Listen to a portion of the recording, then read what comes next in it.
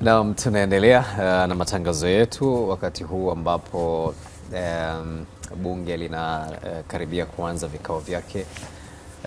Moja kati ya mambo ambayo yanasubiriwa ni kujua nani atakuwa waziri mkuu wa Jamhuri ya Muungano wa Tanzania baada ya vipindi viwili vya Kassim Majaliwa vya miaka mitano, jumla miaka 10. Sasa katika mazingira yaliyopo ni kwamba moja kati ya mambo ambayo yanatarajiwa bungeni ni kupata jina la waziri mkuu, ambapo baada ya kuthibitishwa na bunge atakuwa waziri mkuu, lakini pia kutakuwa na uchaguzi wa naibu wa spika na kiapo cha naibu wa spika na mengine pia yataendelea, ikiwemo kuundwa kwa baraza la mawaziri na vitu kama hivyo. Lakini wakati ambapo pia mazingira ya kisiasa yamekuwa yakionyesha haja ya mazungumzo ya kisiasa na kuliunganisha taifa zaidi. Tunaye hapa mchambuzi wa siasa Said Miraji kwa ajili ya kutazama hili kwa kina. Said Miraji, karibu sana. Nashukuru, asante. Na tuna kiu pia kupata historia kidogo kwa ukongwe wako, uzoefu wako, kuona kwako mengi. Umeshuhudia nyakati mbalimbali za mawaziri wakuu waliopita na namna ambao walikuwa wanafanya kazi, lakini pia kuteuliwa kwao na kuondoka kwao pia katika nafasi zao. Lakini katika kujenga msingi, hii ni nafasi ya namna gani na ina umuhimu kiasi gani katika taifa letu? Kwanza, waziri mkuu ndio mshika au mbeba maono ya utekelezaji wa sera za serikali. Waziri mkuu ndio kiongozi wa serikali bungeni, ndio msaidizi mkuu wa Mheshimiwa Rais. Kwa hivyo majukumu makubwa ya utendaji wa kazi za kila siku yako kwenye ofisi yake. Nchi ina dira ya 2050. Ufanisi wa utekelezaji wa dira utatokana pia na ufanisi wa waziri mkuu katika kusimamia. Huyu hatakiwi kuwa bosi, anatakiwa kuwa mwajibikaji. Waziri mkuu hatakiwi kutawala kwa ulimi, bali anatakiwa kutawala kwa akili. Ulimi ni ile kuonyesha ukali tu kila wakati. Watu sasa hivi wanataka waziri mkuu ambaye atakuwa ni daraja baina ya wananchi na serikali. Awe ni waziri ambaye ataweza kutoa tumaini kwa wananchi. Huyu awe tumaini la kubeba ajenda za watu mbalimbali na kuhakikisha zinawekewa mipango madhubuti na imara na kupatia masuluhisho matatizo yaliyopo. Tunahitaji waziri mkuu mwajibikaji, mfuatiliaji, muongozaji, lakini pia mbunifu. Tuna tatizo kubwa sana sasa hivi la mtikisiko wa hali ya kisiasa katika nchi. Tunahitaji waziri mkuu ambaye ataweza kuwaunganisha wananchi wote. Tunahitaji waziri mkuu ambaye atakuwa tumaini la vijana, tumaini la wazee, tumaini la wanasiasa, tumaini la kila sekta. Kwa hivyo tukimzungumza waziri mkuu, hatuzungumzi tu mtu wa kawaida, na hasa kwa kipindi hiki tulichonacho. Kwa hivyo tunahitaji kuwa na mtu ambaye sio tu ana kipaji na jaala ya Mungu, lakini mwenye tunasema jitihada kwa kiasi kikubwa sana. Naam, Said Miraji, katika hilo basi tufahamu kwamba historia inatusaidia kutabiri yajayo. Bila shaka. Kwa hiyo katika mazingira kama hayo tutakupitisha kuanzia waziri mkuu wa kwanza Mwalimu Julius Kambarage Nyerere, wakati huo Tanganyika, lakini tangu tumekuwa jamhuri Rashid Mfaume Kawawa na mpaka Kassim Majaliwa. Kwa hiyo tutakupitisha katika orodha hii unaiona hapo ya mawaziri wakuu. Tulipokuwa jamhuri mwaka 1962 tulianza na Rashid Mfaume Kawawa, lakini kabla Mwalimu Julius Kambarage Nyerere ndiye ambaye alifungua dimba kama waziri mkuu wa kwanza kwenye serikali ya Tanganyika, lakini wakati huo bado Tanganyika nguvu kubwa bado ilikuwa inatoka kwa Malkia. Sawa, lakini baada ya kuwa jamhuri mamlaka inatoka kwa watu, rais anachaguliwa na wananchi. Waziri mkuu wa kwanza mwaka 1962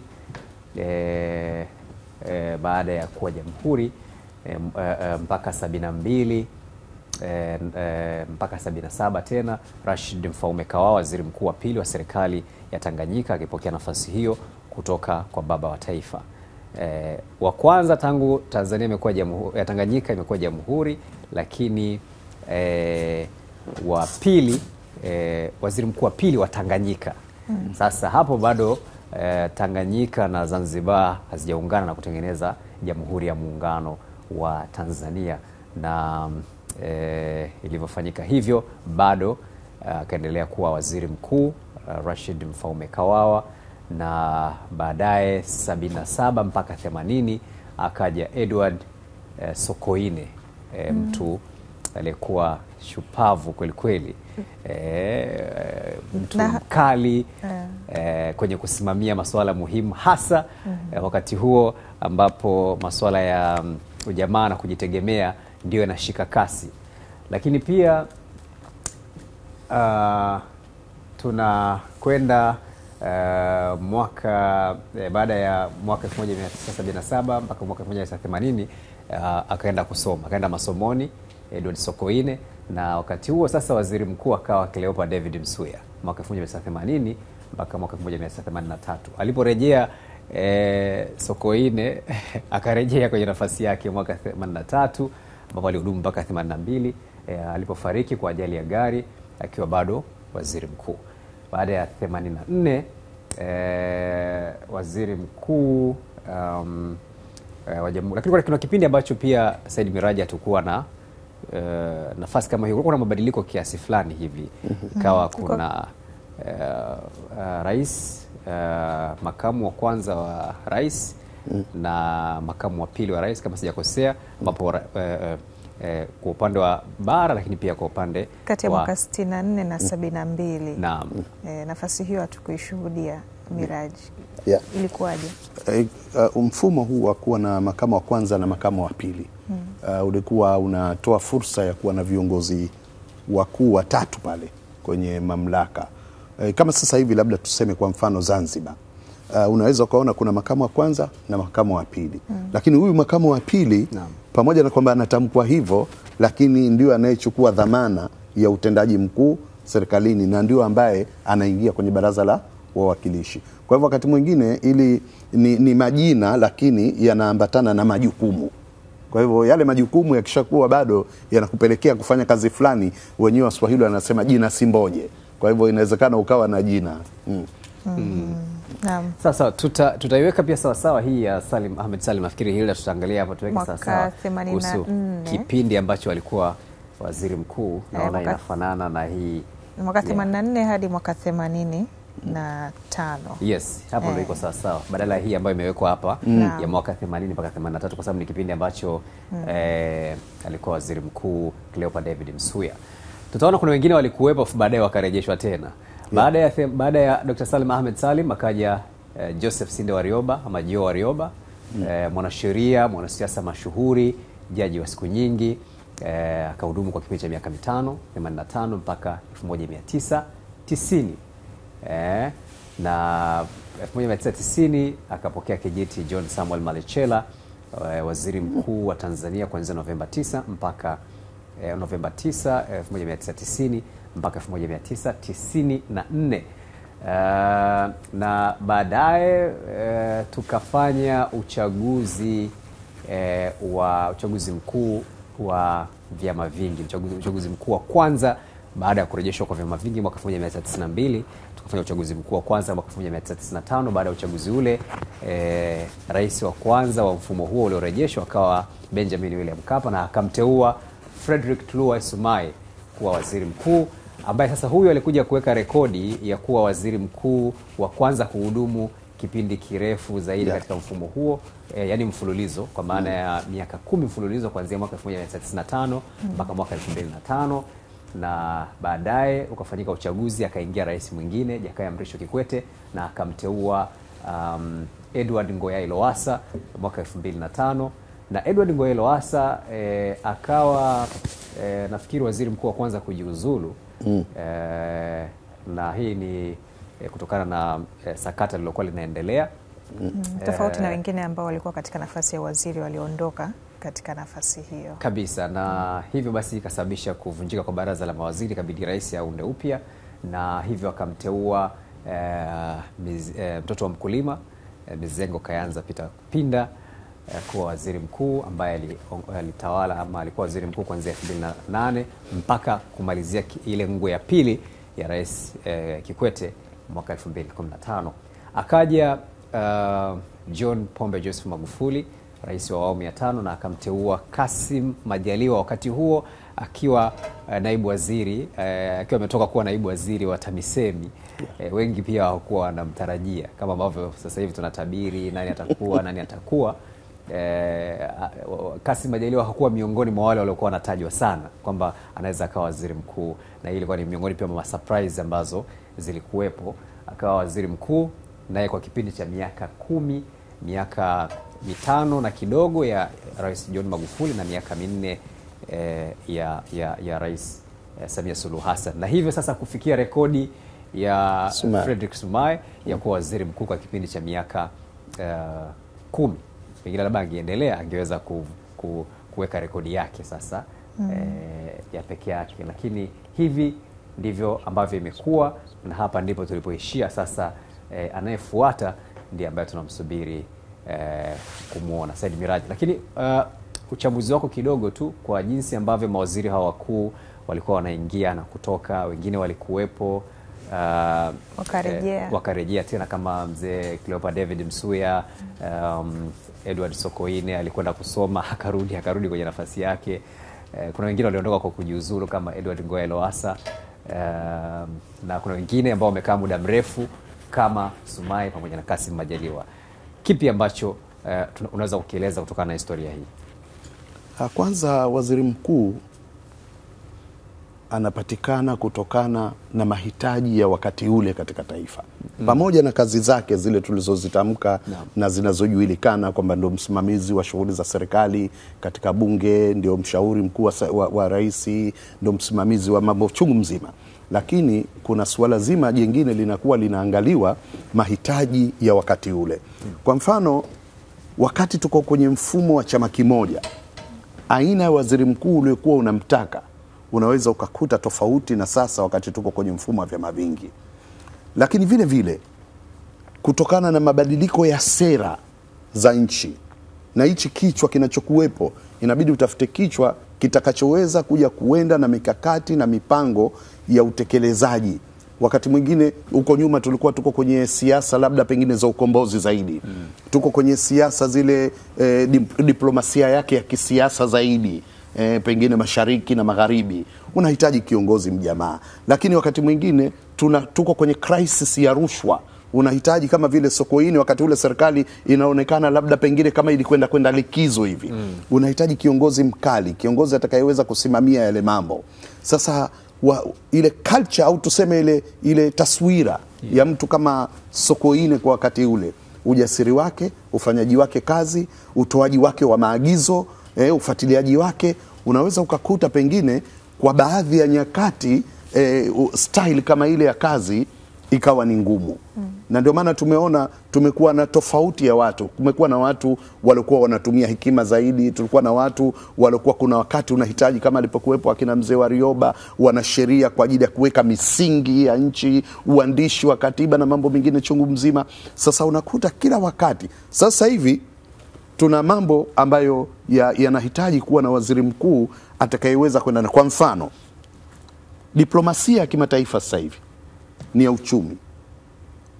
Hatuna tena yale mambo ya mahusiano kwa kupitia siasa. Hatuko tena sasa hivi kwenye kupambania ukombozi. Tunapambania kwenye kujenga uchumi wetu, tunapambania kwenye kuwawezesha vijana wetu, tunapambania kwenye kujenga ustawi wa taifa letu. Kwa hivyo utakuta aina ya waziri mkuu unayemtafuta tofauti. Hapa nyuma tulianza kupata taswira fulani hivi.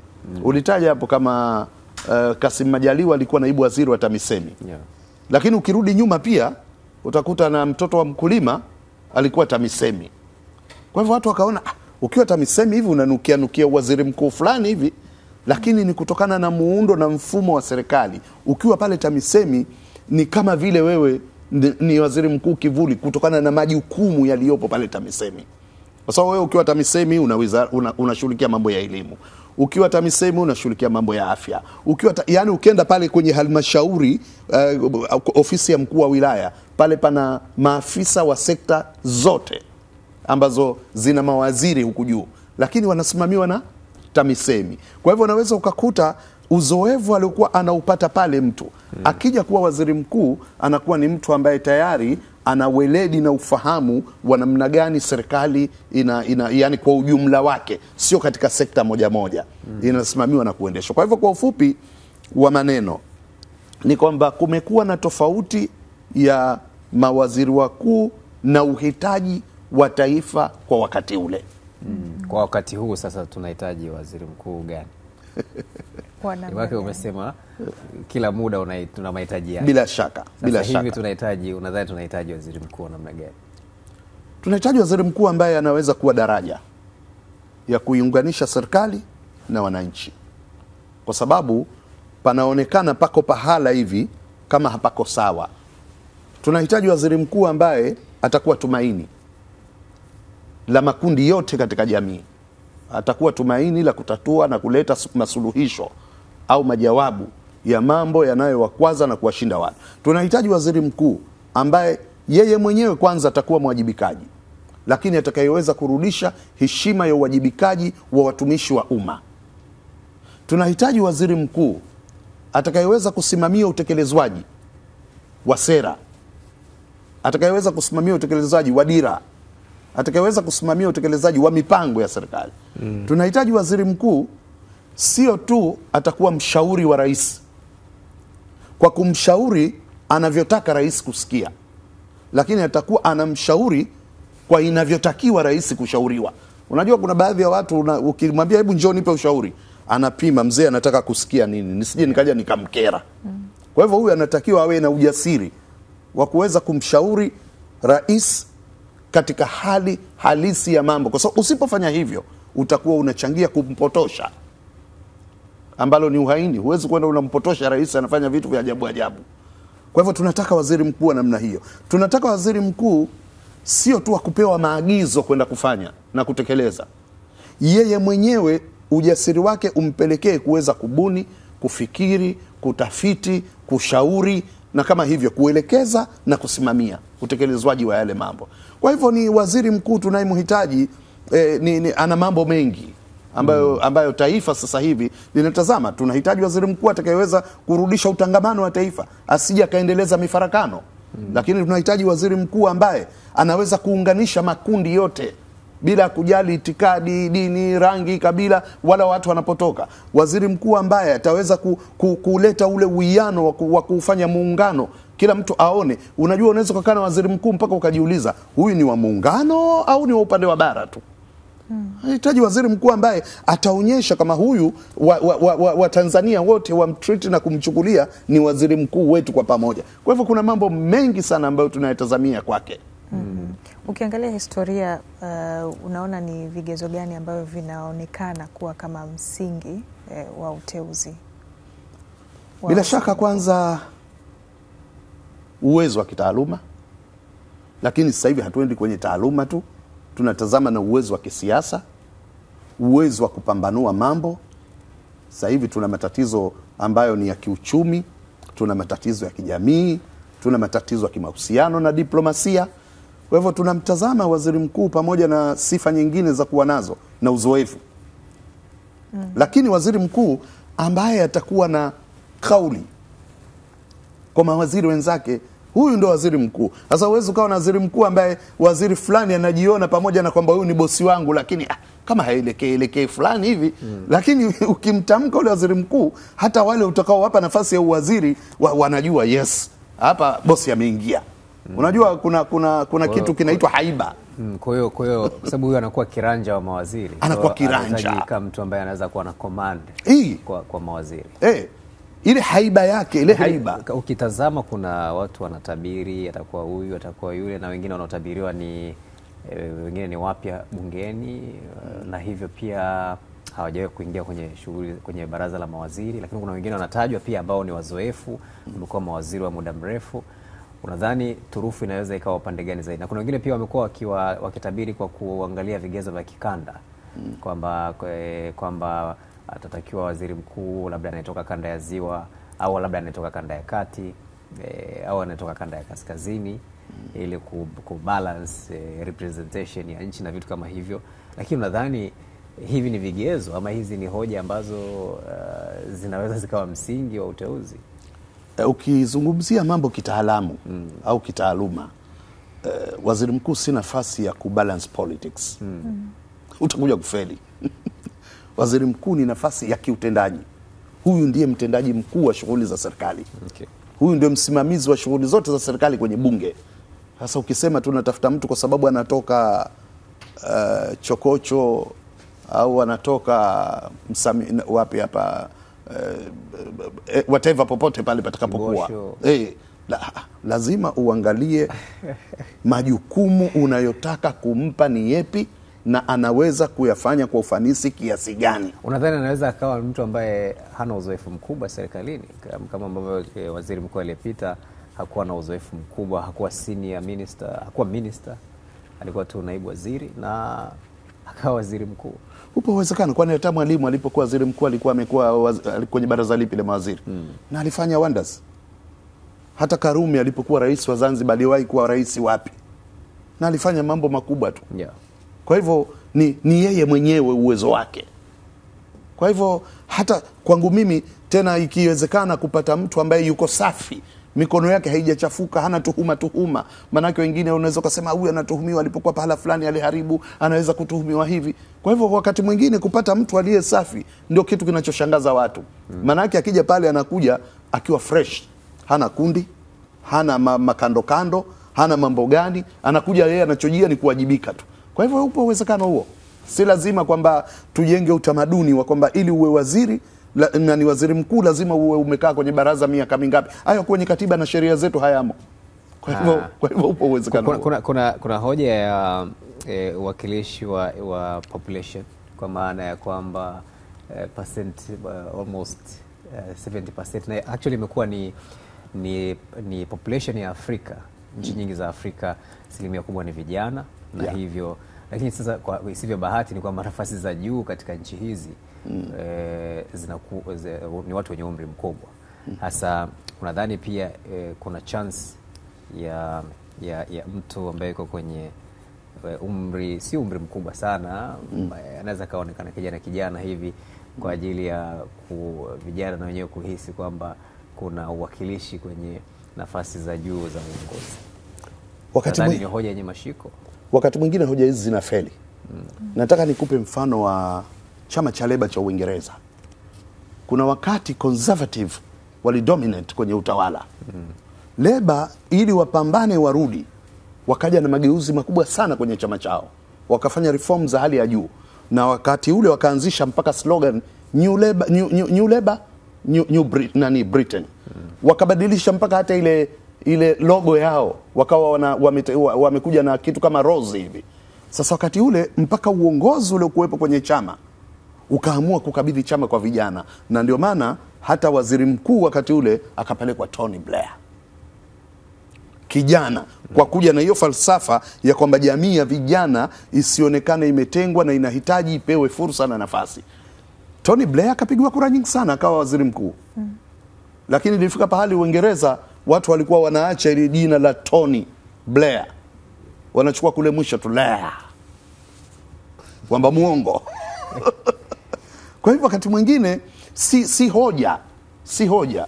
Wakati mwingine tunatazama hata kama ni kijana, lakini anaweza kusimama kwenye maadili, anaweza kuwajibika, anaweza kuwa kiongozi wa kuwatoa watu pahala pamoja kuwapeleka pengine, kwa sababu wewe kiongozi pamoja na kupewa miongozo ya kufanyia kazi, uwezo wako wa kuitafsiri na kuwatoa watu. Ukiambiwa director, manake wewe kama mkurugenzi kazi yako ni kuwa direct, ni kuwaongoza wenzako wafike pahala.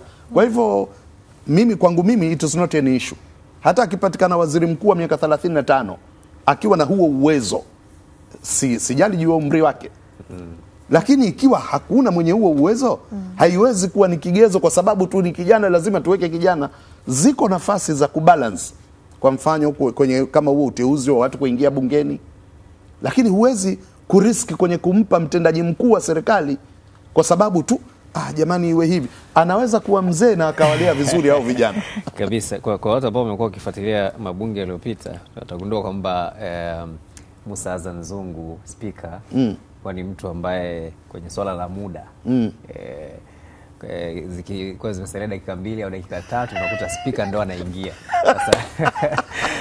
Na ndicho ambacho nilikuwa natarajia kukiona, kwa sababu amekuwa na tabia hii tangu akiwa naibu spika, akiwa mwenyekiti wa bunge. Kimsingi huyu ni spika ambaye ameonja ladha za mabunge tofauti tofauti. Alikuwa mwenyekiti kipindi cha spika Ann Makinda, Job Ndugai alikuwepo, na bunge la Ann Makinda ilikuwa ni tofauti na bunge lilikuwa linaongozwa na Job Ndugai, tofauti na bunge hili la spika Tulia, na sasa yeye mwenyewe ndo anakwenda kuketi kama spika. Kwa hiyo amekuwa spika kipindi cha wapinzani wengi, kwa na mijadala ya moto bungeni. Kipindi bunge inaonekana kama wengi ambao wametawala bungeni ni chama tawala, Chama cha Mapinduzi. Sasa anakuwa spika ambapo Chama cha Mapinduzi kimeshika kwa idadi kubwa zaidi.